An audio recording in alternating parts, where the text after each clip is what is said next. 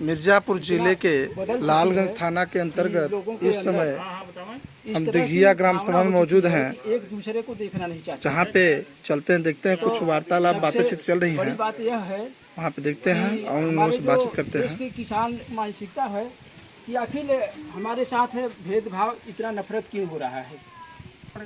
सेवालाल पटेल जी, यहाँ किस ग्राम सभा में आए हैं?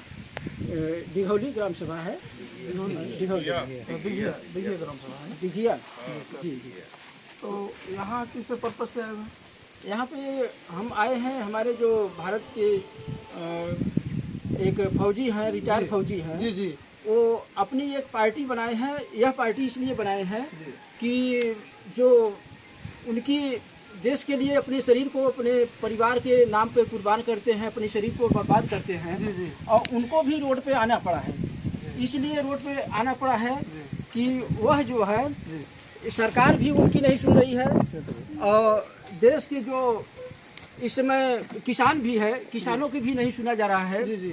और जो हमारे पढ़े लिखे नौजवान भी हैं, शिक्षक जो भी हैं, वह भी अपने स्तर से ऊंचा उठ करके यहाँ पे सरकार को दिखा रहे हैं। तो सभी जो है इस समय दिखा रहे हैं कि नहीं, सरकार जो है हमारी सुन नहीं रही है। तो जो दूसरे की नहीं सुन रही है, तो कम से कम तो फौजियों की या वकीलों की इस समय भी वहाँ अपना जो है कि सरकार को दिखा रहे हैं कि सरकार जो है लोकतंत्र के हिसाब से काम नहीं कर रही है।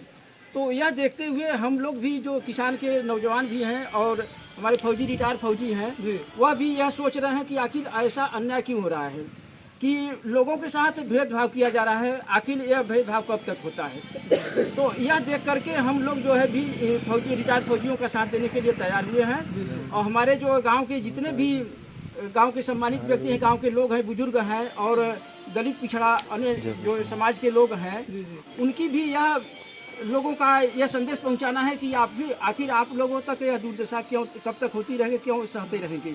उन लोगों को भी जगाना है, क्योंकि ये लोग भी अगर किसी का कोई सहारा नहीं देगा तो ये भी बोल नहीं पाएंगे। इसलिए हम लोगों को गांव-गांव में जाकर के उन लोगों को साहस दिलाना है कि आप लोग भी जागिए। अगर जागेंगे, अपनी हक हिस्सा को मांगेंगे, तभी कोई सुनेगा, और नहीं तो ऐसे ही दुर्दशा होती रहेगी। जैसे हमारे फौजियों का नहीं सुना जा रहा है, किसानों का नहीं सुना जा रहा है, बेरोजगारों का नहीं सुना जा रहा है, और शिक्षित जो पढ़े लिखे नवयुवक हैं उनकी भी नहीं सुनी जा रही है। तो आखिर सुनेगा कौन? जो सरकार लेकर के अपने देश में चलाते हैं, वहाँ पे सरकार को चलाते हैं, देश में चलाते हैं, आखिर वो नहीं सुनेंगे तो कौन सुनेगा। तो इसलिए हम लोग सभी गांव के लोगों तक यह पहुंचाना चाहते हैं कि सब लोग जागिए, अपने हक हिस्सा अधिकार को मांगिए।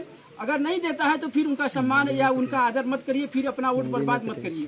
क्यों वोट देंगे? वोट देने का मतलब होता है कि हमारी अधिकार जो है, हमारा अधिकार मिलना चाहिए, हमारी जो शिक्षा है, जो हमारी बेरोजगारी है दूर होनी चाहिए, हमारी जो विकास की संपत्ति है वो बढ़नी चाहिए। तो हम पीछे जा रहे हैं, पीछे क्यों जा रहे हैं? आज 80% लोगों को जो है कि राशन की भूमिका में रखा गया है, तो 80% लोग बेरोजगार हुए हैं या पीछे जा रहे हैं, तब तो उनको राशन दिया जा रहा है। यह सब गाँव के लोगों तक, सम्मान व्यक्तियों तक पहुँचाना है और उनको जगाना है कि आप लोग जागिए, अपने हक हिस्सा अधिकार को मांगिए। अगर नहीं देता है तो दोबारा उस किसी भी सरकार को आप चुनिए मत।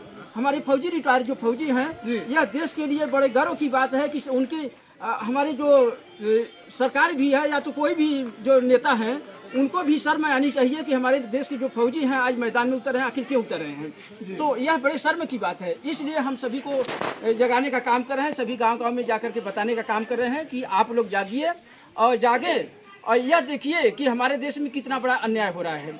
अन्याय हम लोग सहेंगे नहीं। जब हमारे देश के फौजी अपने घर से निकल कर जाते हैं, अपनी कफन को बांध करके सीमा पर दिखाते हैं, तो आखिर किस लिए दिखाते हैं? पूरे गांव के और जो देश की सुरक्षा के लिए दिखाते हैं।